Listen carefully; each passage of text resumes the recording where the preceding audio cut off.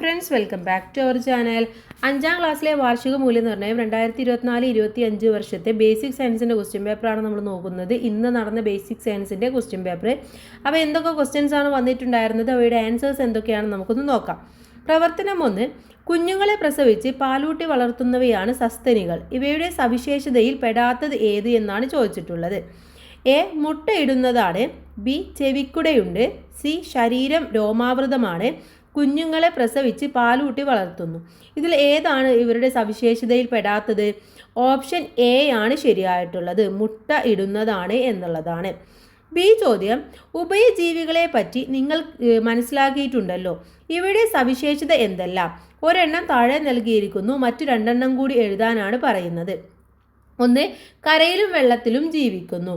പിന്നെ എന്താണ് അടുത്തതെന്ന് പറയുന്നത് ഉഭയജീവികൾ നട്ടെല്ലുള്ളവയാണ്. ഓക്കെ, എന്താണ്? നട്ടെല്ലുള്ളവയാണ്. അപ്പോൾ അവിടെ നട്ടെല്ലുള്ളവയാണ് എന്നാണ് നിങ്ങൾ എഴുതേണ്ടത്. കൂടാതെ ഇവരുടെ ആദ്യഘട്ടം എന്ന് പറയുന്നത് വെള്ളത്തിലാണ്. ഇവരുടെ ജീവിതത്തിൻ്റെ ആദ്യഘട്ടം വെള്ളത്തിലാണ്, ജലത്തിലാണ്. ഇതൊക്കെയാണ് പ്രധാനമായിട്ടുള്ള പ്രത്യേകതകൾ എന്ന് പറയുന്നത്. സി. തവളയുടെ മുട്ട വിരിഞ്ഞുണ്ടാകുന്നത് വാൽമാക്രിയാണ്. ഈ പ്രതിഭാസത്തിന് പറയുന്ന പേരെന്ത്? എന്താ പറയുന്നത്? ഇതിനെ രൂപാന്തരണം എന്നാണ് പറയുന്നത്. രൂപാന്തരണം. ഈ പ്രതിഭാസം കാണിക്കുന്ന മറ്റൊരു ജീവിയുടെ പേര് എഴുതാൻ വേണ്ടി പറയുന്നുണ്ട്. ഏതാണ്? ചിത്രശലഭം എഴുതി കൊടുക്കാൻ വേണ്ടി പറ്റും നമുക്ക്. ചിത്രശലഭം. ഓക്കെ, ഇനി പ്രവർത്തനം 2 നോക്കാം. ചില ഉരകജീവികളുടെയും എണ്ണം കുറയുകയും വംശനാശം സംഭവിക്കുകയും ചെയ്യുന്നതിൻ്റെ പ്രാഥമിക കാരണം താഴെ പറയുന്നവയിൽ ഏതാണ്?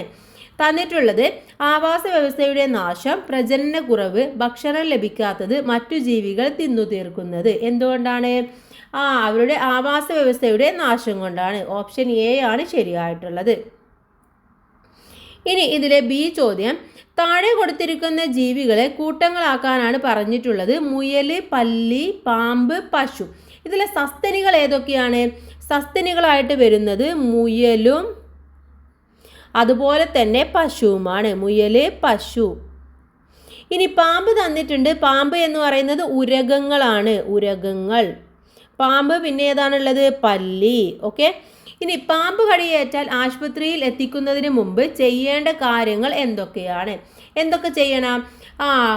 കടിയേറ്റ ആളെ പരിഭ്രമിപ്പിക്കരുത്. സമാധാനിപ്പിച്ച് ശാന്തമായിട്ട് അയാളെ ഹോസ്പിറ്റലിൽ കൊണ്ടുപോകണം. കടിയേറ്റ ഭാഗത്ത് മുറിവുണ്ടാക്കുകയോ വിഷം വലിച്ചെടുക്കാൻ ശ്രമിക്കുകയോ ചെയ്യരുത്. നമ്മുടെ ടെക്സ്റ്റ് ബുക്കിൽ പറയുന്ന കാര്യമാണ്. പ്രവർത്തനം 3. നാവിൻ്റെ ആരോഗ്യത്തിനായി നാം ശ്രദ്ധിക്കേണ്ട കാര്യങ്ങൾ എന്തെല്ലാം? എന്തൊക്കെ കാര്യങ്ങൾ നമ്മൾ നോക്കണം?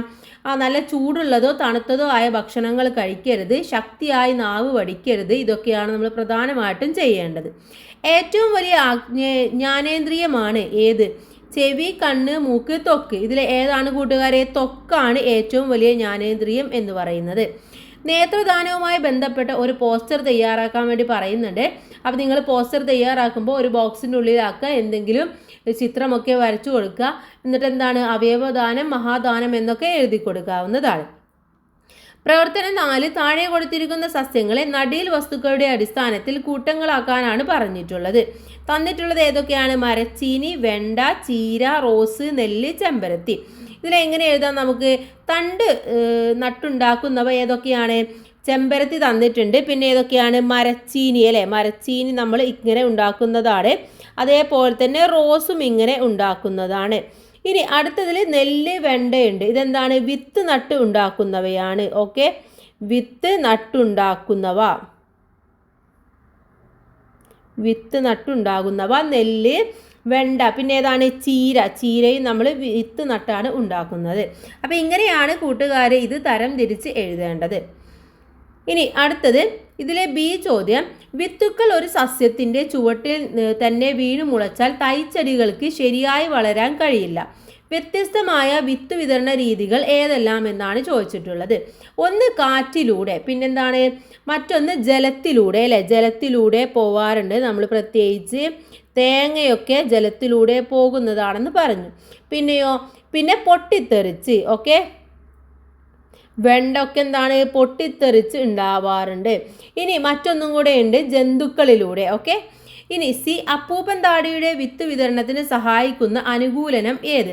കനം കൂടുതൽ, വെള്ളത്തിൽ പൊങ്ങിക്കിടക്കും, രോമം പോലുള്ള ഭാഗങ്ങൾ, ആകർഷകമായ നിറം. ഏതാണ്? രോമം പോലുള്ള ഭാഗങ്ങൾ കൊണ്ടാണ് അപ്പൂപ്പൻ താടി വിത്ത് വിതരണം ചെയ്യുന്നത്. അത് കാറ്റിൽ പറന്നു പോകും അല്ലേ. ഇനി പ്രവർത്തനം 5, ജലം അമൂല്യമാണ്, അത് പാഴാക്കരുത്. ജലത്തിന്റെ ഏത് സവിശേഷത മൂലമാണ് ജലം പൈപ്പിലൂടെ കടന്നു പോകുന്നത്? എന്തുകൊണ്ടാണ്? ജലത്തിന് ഒഴുകാനുള്ള കഴിവുള്ളത് കൊണ്ടാണ്. ഒഴുകാനുള്ള കഴിവ്. ഓക്കെ, ഒഴുകുന്നു. ഇനി ബി, പല രീതിയിലുള്ള ജലസംരക്ഷണ മാർഗങ്ങളുണ്ട്, ഏതെങ്കിലും 2 എഴുതാനാണ് പറഞ്ഞിട്ടുള്ളത്, ഏതെങ്കിലും 3 എഴുതാനാണ് പറഞ്ഞിട്ടുള്ളത്. അപ്പോൾ ജലം സംരക്ഷിക്കാൻ വേണ്ടിയിട്ട് നമുക്ക് എന്തൊക്കെ ചെയ്യാൻ വേണ്ടി പറ്റും? മഴക്കുഴികൾ ഉണ്ടാക്കാൻ വേണ്ടി പറ്റും അല്ലേ, മരങ്ങൾ വെച്ച് പിടിപ്പിക്കാൻ വേണ്ടി പറ്റും. അത്തരം കാര്യങ്ങളൊക്കെ നിങ്ങൾ എഴുതുക. താഴെ കൊടുത്തിട്ടുള്ളവയിൽ ജലത്തിൻ്റെ ഖരാവസ്ഥ ഏത്? കിണർ, ജലം, നീരാവി, ഐസ്. ഏതാണ്? ഖരാവസ്ഥയാണ് ചോദിച്ചിട്ടുള്ളത്. ഖരാവസ്ഥ എന്ന് പറയുന്നത് ഐസാണ്. ഇനി പ്രവർത്തനം 6, കത്താൻ വായു ആവശ്യമുണ്ടെന്ന് തെളിയിക്കുന്ന ഒരു പരീക്ഷണം നിങ്ങൾ ക്ലാസ്സിൽ ചെയ്തതാണല്ലോ. ഈ പരീക്ഷണത്തിന് തീപ്പെട്ടി കൂടാതെ മറ്റെന്തെല്ലാം സാമഗ്രികൾ ആവശ്യമാണ്? എന്തൊക്കെ ആവശ്യമാണ്? നമുക്ക് മെഴുകുതിരി ആവശ്യമാണ് അല്ലേ, മെഴുകുതിരി. അതുപോലെ തന്നെ എന്തെങ്കിലും ഗ്ലാസ് ജാർ ആവശ്യമാണ്, അത് മൂടി വെക്കാൻ വേണ്ടിയിട്ട് എന്തെങ്കിലും ഗ്ലാസ് ജാർ ആവശ്യമാണ്. ബി, ഇതുപയോഗിച്ചുകൊണ്ട് കത്താൻ വായു ആവശ്യമാണെന്ന് തെളിയിക്കുന്നതിനുള്ള പരീക്ഷണ കുറിപ്പ് തയ്യാറാക്കാൻ വേണ്ടി പറഞ്ഞിട്ടുണ്ട്. നമ്മൾ 2 ക്വസ്റ്റ്യൻ പേപ്പറിൽ പറഞ്ഞിട്ടുണ്ടായിരുന്നു ഈ പരീക്ഷണ കുറിപ്പ് ഇമ്പോർട്ടൻ്റ് ആണെന്ന്. അപ്പോൾ കൂട്ടുകാരെ എഴുതിയിട്ടുണ്ടാകുമെന്ന് വിചാരിക്കുന്നു. സി, താഴെ കൊടുത്തവയിൽ പുതുക്കാൻ കഴിയാത്ത ഊർജ്ജ സ്രോതസ്സുകൾ ഏതൊക്കെയാണെന്നാണ് ചോദിച്ചിട്ടുള്ളത്. ഏതൊക്കെയാണ് ഇതിൽ പുതുക്കാൻ കഴിയാത്തത് കൂട്ടുകാരെ? പെട്രോള്, കാറ്റ്, സൗരോർജം, കൽക്കരി. ഇത്രയുമാണ് തന്നിട്ടുള്ളത്. ഇതിൽ ഏതൊക്കെയാണ്? പറയാം, പെട്രോളും കൽക്കരിയുമാണ്. ഇനി അവസാനത്തെ 7ാമത്തേതാണ്, മനുഷ്യനിർമ്മിത യന്ത്രങ്ങളാണല്ലോ കൃത്രിമ ഉപഗ്രഹങ്ങൾ. ഇവ നൽകുന്ന 2 സേവനങ്ങൾ എന്തെല്ലാമാണ്? ഇത് നമ്മൾ ഇമ്പോർട്ടൻ്റ് ആയിട്ട് പറഞ്ഞിട്ടുണ്ടായിരുന്നു. ഒന്ന് കാലാവസ്ഥാ പ്രവചനം, മറ്റൊന്ന് വാർത്താവിനിമയം, അതുപോലെ തന്നെ വിദ്യാഭ്യാസം. ഇനിയോ ഗതി നിർണയം, അതുപോലെ തന്നെ ഭൗമ നിരീക്ഷണം, പ്രതിരോധം. ഇതിനൊക്കെയാണ് നമ്മൾ പ്രധാനമായിട്ടും ഇത്തരത്തിലുള്ള ഉപഗ്രഹങ്ങൾ ഉപയോഗിക്കുന്നത്. ഇനി ഇതിലെ ബി ചോദ്യം നോക്കാം. അനുയോജ്യമായവ എയിൽ നിന്നും ബിയിലേക്ക് ചേർത്തെഴുതാനാണ് പറഞ്ഞിട്ടുള്ളത്. ഇതിൽ സൂര്യൻ, ഭൂമിയുടെ ഉപഗ്രഹം, അങ്ങനെ 2 തന്നിട്ടുള്ളത്. ഓക്കെ, അപ്പോൾ സൂര്യൻ എന്ന് പറയുന്നതുമായി ബന്ധപ്പെട്ടത് ഏതാണ്? സൂര്യൻ എന്ന് പറയുന്നത് സ്വയം പ്രകാശിക്കുന്നതാണ്. ഇനി കൃത്രിമ ഉപഗ്രഹവുമായി ബന്ധപ്പെട്ടത് കാലാവസ്ഥാ പ്രവചനമാണ്. റോക്കറ്റുമായി ബന്ധപ്പെട്ടത് ഏതൊക്കെയാണ്?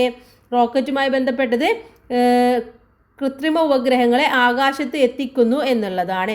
ഓക്കെ, ഇനി ചന്ദ്രൻ എന്ന് പറയുന്നത് ഭൂമിയുടെ ഉപഗ്രഹമാണ്. അപ്പോൾ ഇങ്ങനെയാണ് ഇത് കറക്റ്റായിട്ട് നിങ്ങൾ എഴുതേണ്ടത്. ഇതിലെ സി ചോദ്യം, അറിയാത്ത വഴിയിലൂടെ യാത്ര ചെയ്യുമ്പോൾ ലക്ഷ്യസ്ഥാനത്തെത്താൻ സഹായിക്കുന്ന മാർഗം. നിഴൽ നോക്കി, ടെലിവിഷൻ, GPS, റേഡിയോ. ഏതാണ്? GPS ആണ് നമ്മൾ നോക്കാറുള്ളത്. അപ്പോൾ ഇത്രയുമാണ് ഈ ഒരു ക്വസ്റ്റ്യൻ പേപ്പർ എന്ന് പറയുന്നത്. വളരെ സിമ്പിളായിരുന്നു. എല്ലാവർക്കും നല്ല മാർക്ക് തന്നെ സ്കോർ ചെയ്യാൻ വേണ്ടി കഴിഞ്ഞിട്ടുണ്ടാവുമെന്ന് വിചാരിക്കുന്നു. ഓക്കെ, അപ്പോൾ എല്ലാവർക്കും താങ്ക്സ് ഫോർ വാച്ചിങ്.